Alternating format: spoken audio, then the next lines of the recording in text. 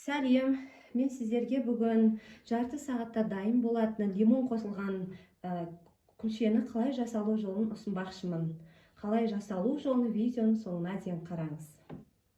Лимон қосылған күлшемізге міндетті түрде лимон керек. Ол лимонды біз сыртын, яғни қабығын ашып аламыз, үккіштен өткіздіріп, және соғын бөлек алып аламыз. Одан бөлек бізге ұн керек, қант керек, 2 жұмыртқа және сұйық май керек.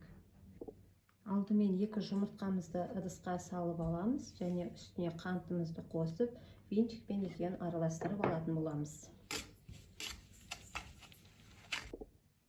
Міне осылай араластырып, енді осы шекер мен жұмыртқамыздың үстіне сұйық майымызды және де лимонный сокты, лимонның сыртын үккіштен осылай өткізіп, осы смесімізге салатын боламыз. Оны да осы венчиктің көмегімен араластырып аламыз.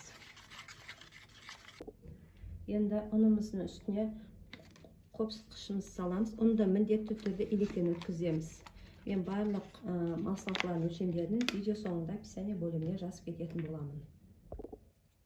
Енді осы смесімізге ұнды 2 бөліп, 3 бөліп салып, қамыр қылып билейтін боламыз. Алдымен венчиктің көмегімен араластырып аламыз, кейіннен қолымызбен билейміз. Қоюлау болған кезде венчикті алып тастап, онда салып, қолымызбен қамыр қылып билейміз. Қатты басып, қатты етіп істеп қоймаңыздар, жұмсақтау қамыр болсын. Міне осылай бізде қамыр шығады. Бұны жұмсақ болды.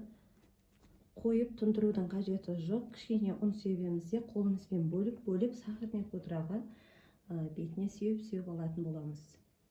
Аунатып. Міне қамырды осылай қолымызбен үзіп аламыз да, дөңгелектеп, үлкен пішінді, кішкентай пішінді, қандай болса өз еркілеріңіз. Сонымен осындай сахарный пудраға барлық жерін аунатып, осылай себереміз.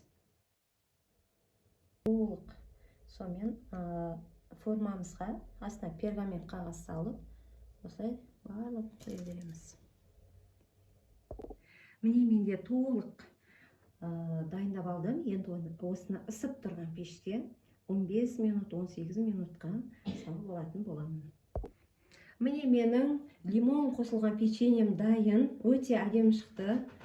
Сіздер де жасап көріңіздер. Шайға өте жақсы, жарты сағатта дайын болады. Видео ұнаса, маған лайк басып, комментарий жазып, міндетті түрде менің арнама тіркеле кетіңіз.